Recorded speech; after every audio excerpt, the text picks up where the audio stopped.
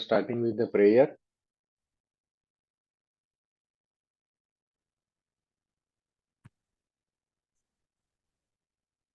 So tribute to our master Samuel Hahnemann, who made this divine tool and science for all of us and make us dare to be wise. Seeking blessings from our Guru, Dr. Prafull Vijayakar sir, who bridges this modern science with the homeopathy and homeopathy made easy like mathematics.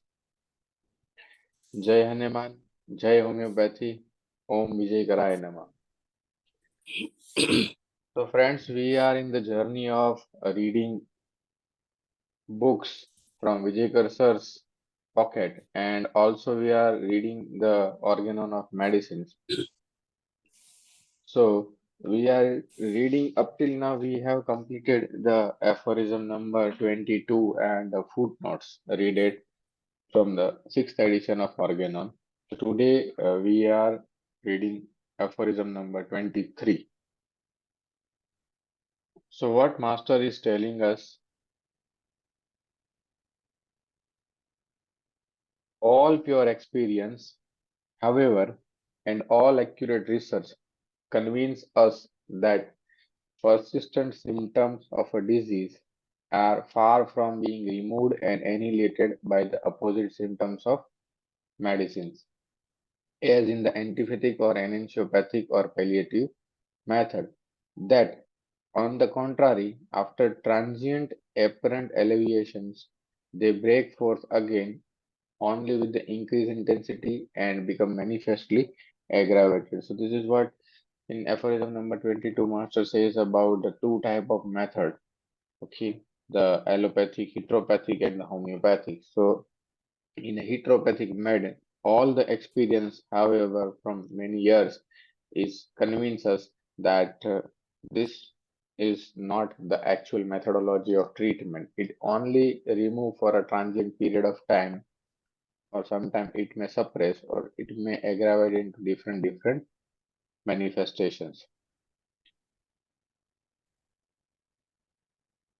Aphorism number 24 says, therefore, there remain no other mode of employing medicine in disease that promises to be of service beside the homeopathy. So, this is what the superiority of homeopathy is, by means of which we seek for the totality of the symptoms of the case of a disease, a medicine which, amongst all medicines, has the power and the tendency to produce an artificial morbid state most similar to that of the case of the disease in question. So, what homeopathy made, that homeopathic medicine whose pathogenetic effects are known from having been tested on healthy human beings. So, this is what Master Hahnemann is telling us, that once you know the pathogenetic power of medicines, then and then this medicine is working on the disease part, because the medicine has the power to produce the artificial morbid state similar to that of the disease state, and that is what the homeopathy is. In aphorism number 25, however, now in all careful trial, pure experience, the sole and infallible oracles of the healing art teaches us that actually that medicine which in its action on a healthy human body has demonstrated its power of producing the greatest number of the symptoms similar to those observable in the case of disease under treatment, does also in doses of the suitable potency and attenuations, rapidly, radically, and permanently remove the totality of the symptoms of this morbid state. That is to say, the whole disease present and change it into health, and that all medicines cures without exception those diseases whose symptoms most nearly resemble their own and leave none of them uncured. So this is what very important aspect of understanding, that once you understand, the pure experience teaches us that you understand the power of pathogenetic actions of the medicine, and then you apply this power of producing the symptoms, morbid symptoms of a medicine to the disease symptoms of the same variant. But when you apply these doses in a suitable potency and attenuation form. So that means a potentization form in a minuteness. Then what happens? Then rapidly, radically, and permanently remove the totality of the symptoms. So of a morbid state. That means the disease itself in whole and restore the health into it. So what footnote says about this? I do not mean that the sort of experience of which the ordinary practitioners of the old school boast. So this is what again the old school process. After they have for years worked away with a lot of complex prescriptions on the number of the disease, which they never carefully investigated, but which, faithful to the tenets of their school, they consider as already described in work of systemic pathology and dream that they could detect in them some imaginary morbific matter or ascribe to them some other hypothetical internal abnormality. They always saw something in them but knew not what it was they saw, and they got result from the complex forces acting on an unknown object that no human being but only God could have unraveled result from which nothing can be learned, no experience gained. 50 years experience of this sort is like 50 years of looking into kaleidoscope filled with unknown color object and perpetually turning round thousands of ever-changing figures and no accounting for them. So this is what a criticism to the heteropathic mode of treatment. However, they show and they boast that their research are on this and this and that it works in systemic pathology, it works in this manner, and because of they have some morbific imaginary matters that this causes this causes this. So after the development of the bacteriology, they shows that all disease start with the bacteria and bacterial infections and viral infections.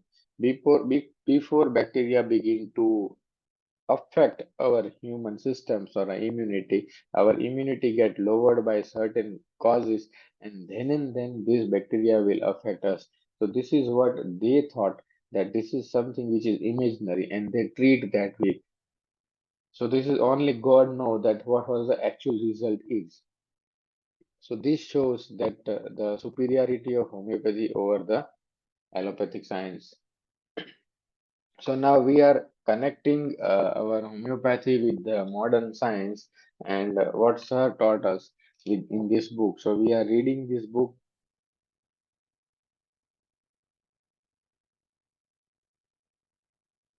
So up till now we have covered the three chapter, and chapter 4 we are reading today is vaccines and vaccinosis. So, any clue about before starting our sessions? I would have a chat. Any clue about the vaccines and vaccinosis? If you have, you can write into chat box.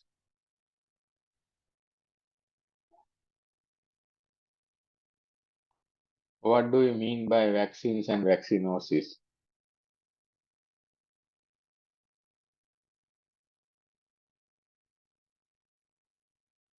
Then we will start our reading.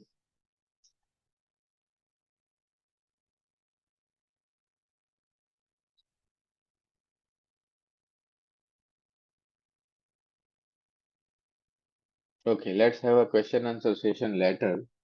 We will read it, and then if you have any query, let's have a chat. So, vaccines and vaccinosis. In the earlier days, the vaccines were given to raise the so-called immunity of the child against the various disease. But yes, unfortunately, today the main purpose of raising the immunity has been sidetracked, and the more emphasis is being laid on a marketing gimmicks. See why Sir has written this book in 90s. Right now, today also, this sentence will be the same as it is. Thus, the emergence of a newer vaccines to the one already present. Nowadays, the campaign is going on all around the world about the mandatory and optional vaccines. 21 to 24 different primary and the booster doses are given to vaccinate a newborn in the first year of the life. Immune status of the infant is nearly unknown. Such large number of vaccines are found to be responsible for the totally new class of the disease in children of a present era of post-vaccinations. They suffer from the large number of the disease which were so far not encountered by the generations previous to them, mainly before 1950. This clearly indicates causal relationship. It has been proved that vaccination increase immunity against particular disease only and temporarily. But this happens at the cost of losing general immunity, which decrease after vaccination, thus making infant and children prone to the various diseases and illness. In other words, rather than providing immunity short term, it creates a large variety of the disease in early childhood. Of late, even the pediatricians have realized that they have been encountering numerous diseases in children which were not observed few decades ago. This is what vaccine and vaccinosis is. The content of this vaccine. Now we have to understand the content of vaccination. So all vaccines are scheduled for poison. It was written by FDA and USA. So majority of vaccines are made from live attenuated organism, toxins of the organism or a dead organism and recently genetically derived. So gene modified vaccines. Okay. But most of us are totally unaware of the vehicle or a preservative medium being used for the making of vaccines. They are a part of the vaccines. Some of these chemicals are mercury, aluminum hydroxide, formaldehyde, borax, and sometimes antibiotic and foreign cells. These added content are equally potent agent of vaccinations. How this vaccine act? This vaccine act as an antigen to which body's immune system respond by producing antibodies, thus preparing the body for the next stimulus. Major antibody in our body are in the form of immunoglobulins like IgG, IgA, IgM, IgE, IgD. These are proportionately balanced in the body. They are approximately placed like that. IgG account for 77% of our immunity, IgA account for 70%, IgM account for 3%, and remaining 3% are IgD and IgE. So immunoglobulin G gives the general and the long-term immunity, and immunoglobulin M is the transient and short-lasting immunoglobulin, specifically in acute disease. Immunoglobulin A gives immunity at the level of skin, which we call as the surface immunity, ectoderm, and the mucous lining of the respiratory, digestive, and urinary tract, endoderm.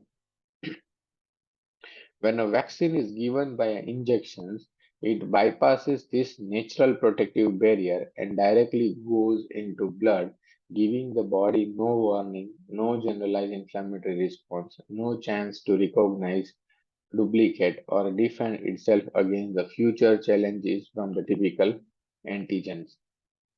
It is very likely that other major immunoglobulins, IgG and IgM, have to take up the job of IgA. This is how IgM and IgG rises. This leads to the suppression of IgA. As a result, nowadays we get a very large number of the cases pertaining to the two-layer ectoderm and endoderm protected by IgA. Few examples are tinea, napier, molluscum contagiosum, warts, infantile eczema, allergic dermatitis, and so on at the ectodermal level. And secondly, the chronic allergic rhinitis, bronchitis, asthma, nasal polyp, recurrent diarrheas, urinary tract infections, renal stone, flatulent colic, etc. at endodermal level are also prevalent. Various research have been done and documentation also recorded as regard the adverse effect of vaccination. Study shows that abnormal RNA was found in the blood of the 50% of the Sikh Gulf War veterans of the USA and none in the same age and sex as healthy non-military control. This abnormal RNA was also prevalent in vaccines injured children. The presence of abnormal RNA in the blood indicates chromosomal damage has occurred. The RNA found in the Sikh Gulf War veteran contains genetic material that occurs only in the region of chromosome number 22 arm Q11.2 segment susceptible to the genetic rearrangement and the mutations. So damage to the chromosome 22q11.2 has been linked to the autoimmune disease such as juvenile diabetes, RA, thrombocytopenia, purpura, and multiple myeloma. This study shows that how genetic changes or abnormality take place. And finally, it leads to the so-called autoimmune and the neurological disorders. The list is endless, but to list a few are RA, SLE, multiple sclerosis, optic neuritis, Guillain-Barré syndromes, paralysis, etc. Allergy and autoimmune disease can develop when the body tries to attack what is foreign to itself. It means foreign protein. Yet vaccine manufacturing companies and government says that vaccines are safe for young babies. Can they tolerate endless number of prick with the stuff as described above? No. Long-term sufficient study into the effect on the immune system of all such foreign proteins and poisons are done. So no long-term sufficient studies are still there. Okay. Thus, the ill effect of vaccinations are coming up into the open and latest of them being that of hepatitis B vaccine. As well consult a butcher on the value of vegetarianism as a doctor on the worth of vaccination. This was the quote by Bernard Shaw. We see that much hype has been created by the pharma companies regarding the hepatitis B vaccine and many more to follow in the future. It is portrayed to the common man as a disease deadlier than the AIDS. According to them, hepatitis B is spread not only through the infected blood but also by the tear, saliva, semen, and the vaginal fluid, sweats, and other discharge. But it is not so. WHO clearly states that it spreads only through the infected blood and not by other fluid unless contaminated with the infected blood. The high-risk group include people with the multiple sex partners, especially homosexuals, hospital staff handling the blood and blood products, syringes, needle, etc. Babies born to infected mother, people requiring repeated transfusions, and IV drug abuser, etc. But the marketing company advocate it for the newborn infant, the school-going children, and housewives who do not fall under the high-risk group. Another fact to the noted here is that the mechanism as well as the durations of the protective actions of the vaccine is not known. Very important aspect of understanding. The France is the first company to suspend this vaccine due to its adverse effect becoming obvious. Homeopathic solution to the vaccinosis. The world is becoming increasingly aware of homeopathic solution to this vaccinosis since homeopathic medicines act at the genetic level. Homeopathy is the only solution. We have a large group of medicines to tackle with the ailment from vaccination, which we call as vaccinosis. We all are treating, and in the coming years, we'll be receiving more grave varieties of autoimmune, neurological, and allergic disorders. This is what Sir has predicted, and right now we are seeing this. Okay, It was written. This book was written in 1990, in the late 1999s. Okay. We at a predictive homeopathy have been stressing on the genetic constitutional simillimum since the time of inception. The man is made up of cell. This cell expresses itself through the genetic code. When we have the approach to treat the man as a whole and not a disease, we have to take into consideration the expressions of genetic code. If meeting will end, we will rejoin again. No worries. They are emotions, intellect, nature, attitude, tolerance to the external environment, physical generals like aversion, desire, thirst, thermal, etc. This holistic approach is required to treat deep to very deep seated disease generated by the vaccinosis. So please keep in mind the result has to follow the direction of law of cure and the fundamentals of homeopathy, and then the wonder will follow. So to summarize this whole chapter, we have to understand that what is vaccines and vaccinosis. So vaccine can bypass the first two layer and suppressions of the IgE has been increased. And the second is when vaccine is given in the form of a mutated RNA or a genetically modified. So that can cause a mutated RNA lead to so-called incurable disease and genetic mutations. Now we are going to read another chapter from this book is about the immunity and immunology. So this both chapter are giving answer to each and everything. So I am starting with the chapter 8, immunology and homeopathy. So that both has gives rise to the same answer of many questions. So what Sir has made that vaccinosis is something which we called as a disease arising after the adverse effect of vaccines. It is called as vaccinosis. It was first proposed by the Burnett, and Burnett has given his book Vaccines and Vaccinosis. So now we are connecting the immunity with the homeopathy.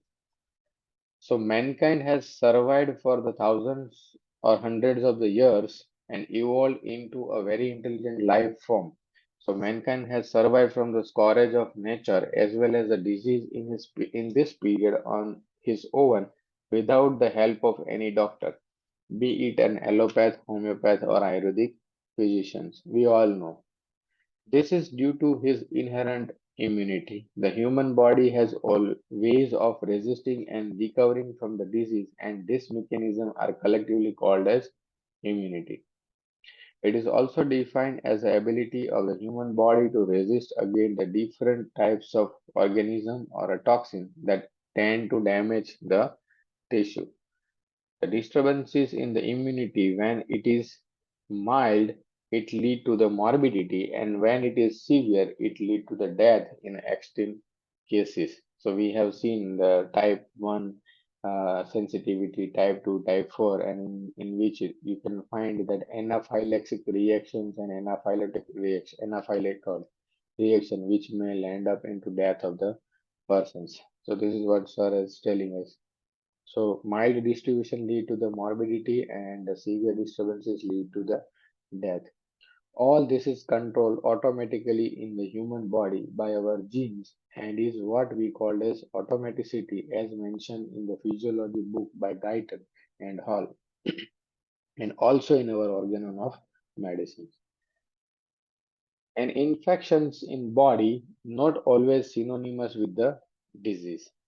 A person can be infected with the organism but will not suffer from the disease. This is because of his immunity. For example, during an epidemic of any infectious disease, such as a measles or a chicken pox, lot of people are exposed and infected with the respective viruses. But not everybody suffer from disease. Many people attend a wedding or a party, but only few people suffer from diarrhea after consuming food at the party. Those who do not suffer from disease are said to have a good immunity. Immunity in persons should be optimum, it should not be excess or deficient. So this is very important aspect to understand. If it is excess, it may lead to the hypersensitivity. It may deficiency lead to the immunodeficiency. So that is what sir is telling. When the deficient, it may person are prone to a lot of infections or disease.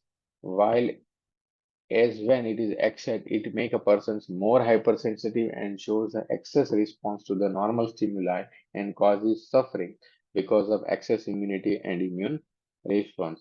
Hence, what we want is a normal immunity, and the process by which we achieve that is termed as immunomodulations.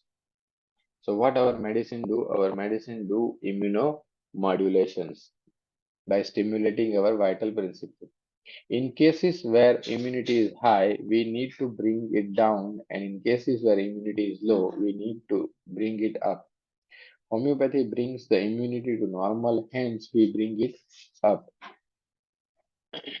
Hence, we cure the patient with the immunomodulation. The study of immunity and its mechanism and its clinical applications are termed as immunology. Now, study of immunology divided into two parts. One is called as a defense against infections, and the second is called as immunopathology, which deals with the immune mechanism involved in individual disease. Now, what is a defense against infections? Defense against infections, the human body defends itself against a variety of the infections and toxins which try to make it sick.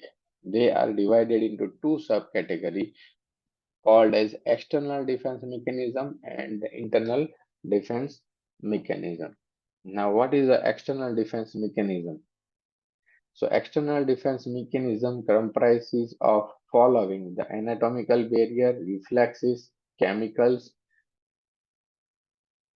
So, this is what we are dealing with. So, what is the anatomical barrier? So, continuity of the skin and the mucous membrane act as an anatomical barrier and prevent the microbes from entering the body. Skin and mucous membrane have a glands that secrete chemicals such as the lysozymes, which act as a part of external defense mechanism. Lysozymes are also secreted by the tear glands. These tear help in physically washing off the toxins and the microbes which enter the eyeball activity. The other tissues such as the cilia and the respiratory tract, hairs in the ear and nose, and eyelashes, etc., also act as an anatomical barrier in the human body. The eyelashes are there to protect our eyes, a very important organ. They prevent the foreign body from entering to the eyes. Hence, in cases of alopecia or alopecia universalis, eyelashes are also lost and they should be the first to reappear after homeopathic similimum. These eyelashes have very important immunological functions of the defense. Immunity is therefore vital in assessing the follow-up of the patient. So very important aspect. Sir has given one example. Whenever you are treating the alopecia areata or alopecia universalis, the first thing to become that the eyelashes has to come first. Once the eyelashes, then eyebrow, and then the head hair comes into the follow-up. This is the right directions of the treatment of alopecia. Second is the reflexes. The reflexes such as closing of eyelids when something approaches our eye, raising of our hand or kicking of leg to defend ourselves when being attacked by somebody from an important part of our external defense mechanism. Hence, in cases of paralysis or coma, if a patient start moving his eyelids, then we know that the improvement has been started. This is what very important aspect of understanding the follow-up. Then chemical. The skin secrete chemicals such as fatty acid, lactic acid, phospholipids, and immunoglobulin A. These chemicals do not allow microorganisms present on the skin from causing any disease. They keep this organism in check and from proliferating beyond control. When the immunity of the skin decreases due to any reason, the organism multiply and causes disease such as a tinea or a ringworm, etc. If any local application is applied to the skin lesion, either by allopathic or homeopathic, then the disease gets suppressed and travel to the deeper layer or organ. Hence, in homeopathy, we are strictly against the use of local application because the local application disturb the external defense mechanisms. Now we are reading the second mechanism is called the internal defense mechanism. So the internal defense mechanism comprises of first the continuity of the mucous membrane. As the continuity in the skin externally, likewise the continuity in the mucous membrane prevent the microorganism from entering into our body. Second, the internal reflexes. The internal reflexes, like the external reflexes, there are the internal reflexes in the body, such as the sneezing and the cough reflex, which forms an important part of the internal defense mechanism by throwing out the irritant. For example, during the treatment of asthma, breathlessness should go first. It should be followed by transient increase in the cough, which is non-productive and dry in nature. This cough should be followed by sneezing and the transient coryza. This is what the word is important. Sneezing, transient. Okay. If it is out of control, you should check it that there must be something is we are lacking in the knowledge of selection of the medicine, either a partials or not affecting the genetic code. So this is what reflux is very important. Understand. Discharges. The normal discharge of the body, such as the urine, stool, and perspirations, are an important part of the internal defense mechanism by helping in eliminating the metabolic waste product of the body. Hence, after the administrations of the genetic constitutional simillimum, the discharge of the body should normalize and constipation should definitely improve. So this is what one word is important. Why it is important? Because our body is trying to throw out the toxins. So constipation should be definitely improved after the genetic constitutional simillimum. So internal chemical mechanism, the mucous membrane also secrete lysozymes and the IgA, which as described before, keeps the microorganism in check. Salivary gland secretes saliva, which has got antibacterial property, keeps the microbes present in the oral cavity under check and prevent from cavity forming in the teeth. Stomach secrete hydrochloric acid, renin, pepsins, and other digestive enzymes, which kills the microbes that are present with the whatever we ingest. Okay, these are the chemical barrier. Bacterial. Bacteria such as Lactobacillus acidophilus and E. coli are a normal flora of intestine that help in the proper digestions and also keep the foreign microorganism in check in our intestine. When a drug such as antibiotic are ingested, they destroy the normal bacterial flora also along with the foreign bacteria. This disturbs the immunity in the intestine, as a result, making the intestine more susceptible to the infection. Therefore, drugs like Nux vomica are indicated in constitutions which are easily affected by the allopathic drugs. Another internal barrier is the blood. So, blood forms the most important part of our specific or adaptive immunity. We only know about the blood. Okay, didn't know about the surface and we didn't know about the chemicals and we didn't know about the reflex system. But still, when we are reading the immunology, we can understand that this is also the part. So, blood form the most important part of our specific or adaptive immunity. The immunity by itself, cells such as the lymphocytes, eosinophils, basophils, monocytes, etc. There are two types of specific immunity. One is called as the humoral immunity and another is called as a cellular immunity. Humoral immunity is by the antibodies that are secreted by the immunoglobulins such as IgA, IgG, IgM, IgD, and IgG. E. These immunoglobulins in turn are secreted by the B lymphocytes. The antibodies secreted by these immunoglobulins attach themselves to the foreign microbes and mark them so that they can be phagocytosed and macrophage and polymorphonuclear neutrophil PMNS comes into play. Phagocytosis is an important part of immunity, and dead polymorphonuclear neutrophils is what forms the pus, and hence pus in any part of the body is not a good sign. This is keep in mind whenever you are prescribing any medicines and it produces a pus, it is not good sign. Pus in any part of the body is not a good sign. Hence, the formation of boil with a pus in a body indicate a general disease in immunity and is not a welcome sign even if these boil are on the superficial tissue such as skin. Okay.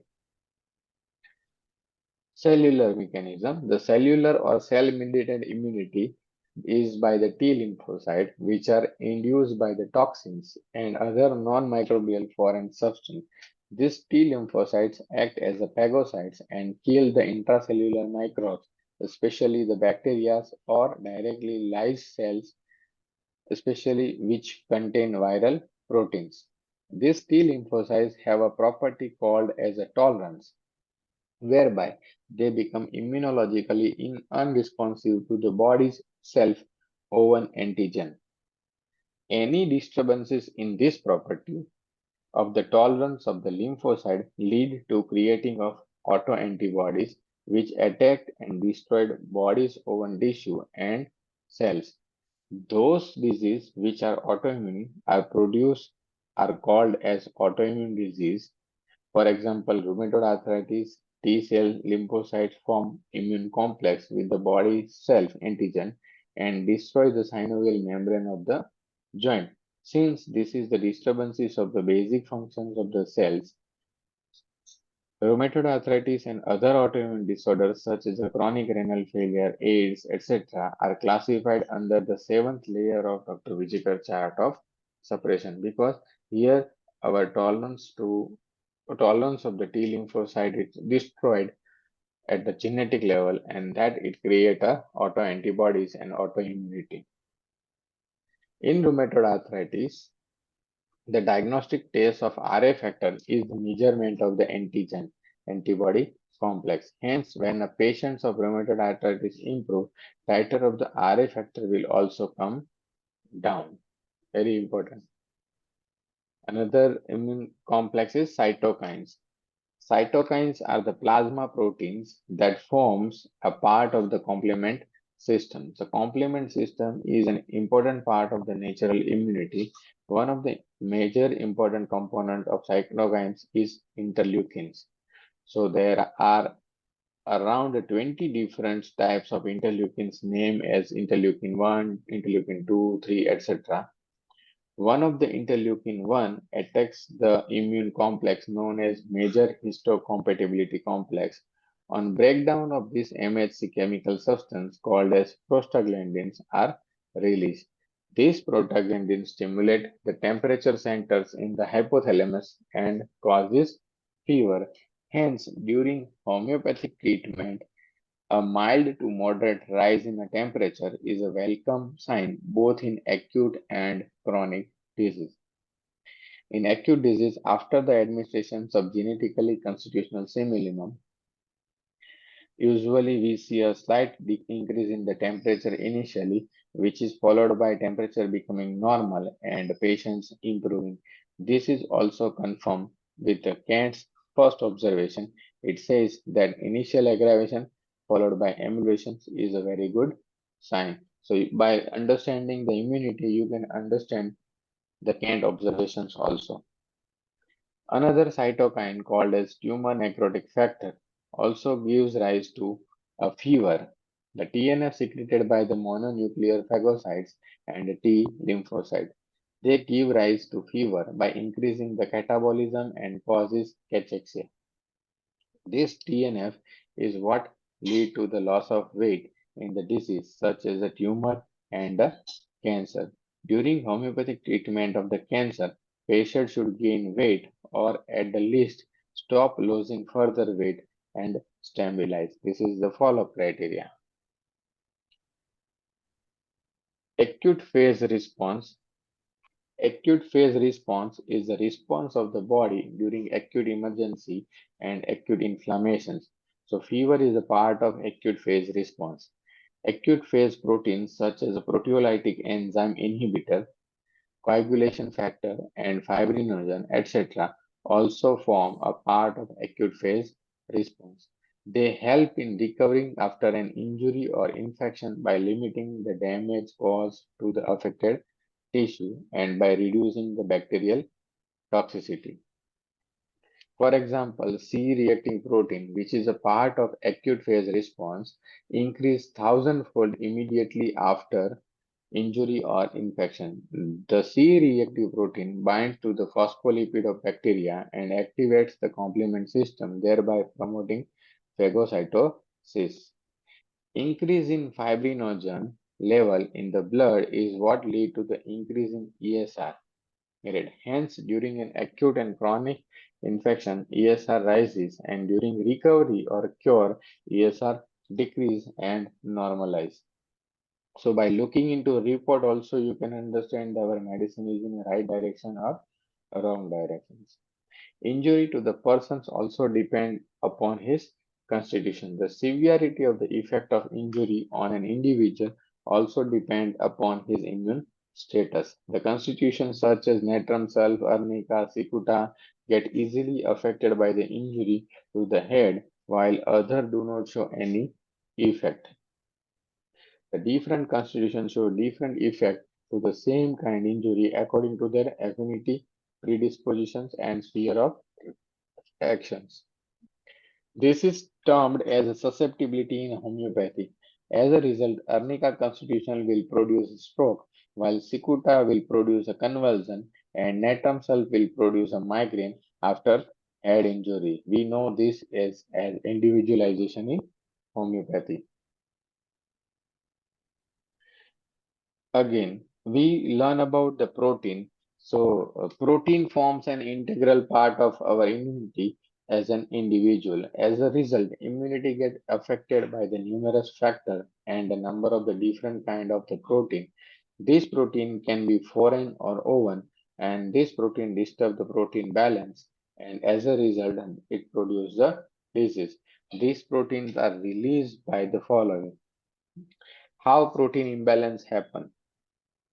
So the emotional factors which lead to either excess or a reduced secretions of the chemicals called as a neurotransmitter. For example, if we have a grief which lead to the excess serotonin uptake, anger or vexations which lead to the secretion of excess adrenaline, rudeness, insult or shock, etc.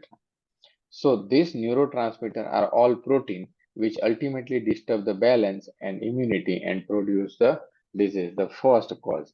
Second, the physical factors such as the crushing injury, burns, insect bite, bee sting, etc.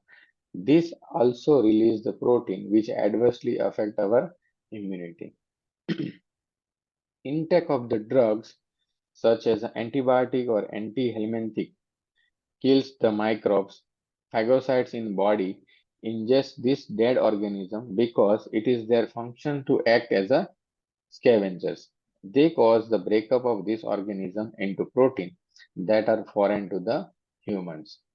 And the fourth point, introductions of the foreign protein in the body in the form of vaccinations. So now why vaccination causes disturbances? Now here it was the answers. So immunity and vaccination. Vaccines are the foreign protein derived out of the attenuated and inactivated bacteria and viruses, either lived or dead.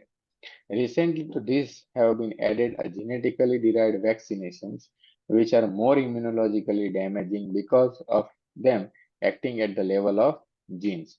When vaccines are introduced into human body, they stimulate memory T and B lymphocytes. This B lymphocyte, as we know, secrete immunoglobulin G. Vaccines form a part of specific immunity but they have limited applications. Success of vaccines depend on lot of factors such as infection should be limited to the human host only. Second, they have to be poorly infectious agent. Third, they should have property which do not vary. And the fourth, the microorganism should not able to mutate easily and vary in their antigen easily. So if this criteria is followed, then vaccine can help you. So same way we have understood in the COVID era, the vaccine was given, and after that the mutations of the variant has happened. So then this vaccine does not affect. So they advise that booster dose has to be given. Okay. So this is what very and the use of vaccination gives rise to limited immunity. There is no time bound that this vaccine gives the immunity for the particular lifelong or a particular time period. So there is no research has been happen on that. After giving a specific vaccine, the body responds by increasing the secretions of the IgG. The total quotient of the immunoglobulins always tries to maintain 100%. As a result, the secretion of IgA is reduced to maintain the balance. So sir always say the law of thermodynamics, energy cannot be created and energy cannot be destroyed. It can transform from one form to another. So there is a constant immunity is 100%. And so IgG is increasing. So at the cost of IgA is reducing. So IgA is secreted primarily by the skin and mucous membrane lining, the respiratory tract, urinary tract, GI tract, and as a result of decreased secretion of this IgA, this tissue become more susceptible to the infections by the microbes present there. As a result, nowadays we observe more ectodermal and endodermal disease in the younger children because they are being vaccinated for many more diseases than in the past. The immune status of an infant is not known. The trend of the vaccinating an infant with lot of vaccine is a dangerous one, and this is going to create more and more sick children. Hence, by vaccinations, we are increasing immunity against the specific disease at the cost of losing immunity at the general level. And this is why we are strongly against indiscriminate and excessive vaccinations of the human being. Here to only those constitutions that are susceptible to being adversely affected by the vaccination will produce a state of sickness that is aggravated or affected by the vaccination. Homeopathy plays a vital role in curing or bringing back a state of health or equilibrium in these constitutions that are affected by the vaccinations. That's we have a drug like a thuja, melandinum, silicea, antimtad, etc., which are very good remedy for the ailment from vaccination. So in conclusions, as we all know, health is defined as a state of mind and a body where all the system, tissue, and organs are working in a harmonious vital function known as homeostasis.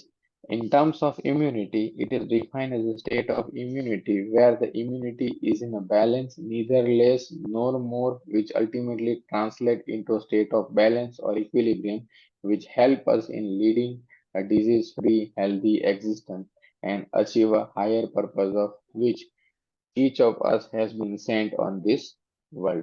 So this is what we have concluded this two chapter regarding vaccines and vaccinosis and immunity and immunology with the homeopathy. Hope you have a idea that how it is associated with our homeopathy and what to look into follow when we are thinking of this immune systems. Any questions if you have?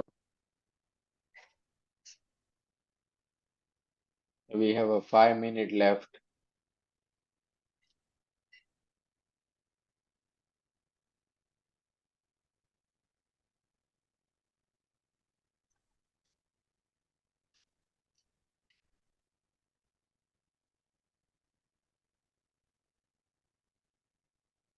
Yes, it was Sir has written in miasm book the formation of the pus is a psychosis miasm.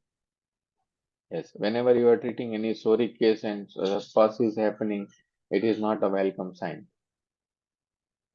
Again, formation of pus is because of a dead polymorphonucleus. Our first defense system of a body is to defend with the neutrophils. So when the neutrophil is dead, the second defense mechanism started with the lymphocytes, and the lymphocyte comes into play and makes the collapse of the lymphocyte, and then it is phagocyte. So this is called as a psychosis itself.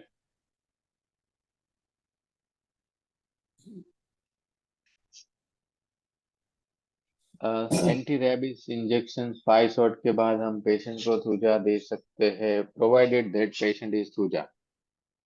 There are many remedy which is ailment from vaccinations. Okay, so if the symptoms throwing of thuja, then you can prescribe thuja. If symptom is not throwing of the thuja, then prescribe another remedy which is indicated. So just by taking into ailment of vaccination is not the indication for the thuja. There are more than 40 remedies in the rubric ailment from vaccinations. You go through that and give it according to the dispositions of the patients, provided that disposition is susceptible to the injury after vaccinations. Great. Yes, absolutely. We don't need to antidote. See, our body is taking care of everything. See, unless and until uh, our body is affected by that trauma, then and then we have to intervene. Otherwise, our body has the internal system that is taken care of. Great. Then, if any skin disease in children are seen and they are given different vaccinations, then should we can take bad effects of vaccinations. If it happen after vaccination, then you can take. If it is before that, then not.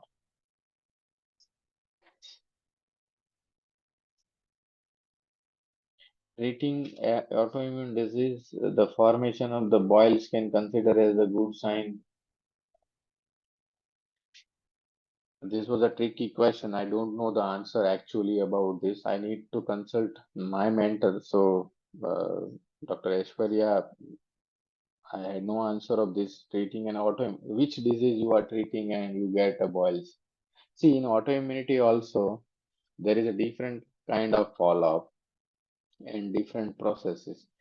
So, autoimmunity of a three variant. Again, we are dealing with the miasm. So, there is a psoric autoimmunity, psychotic autoimmunity, and the syphilitic autoimmunity. Mostly, psoric autoimmunity goes into pseudosyphilitic person.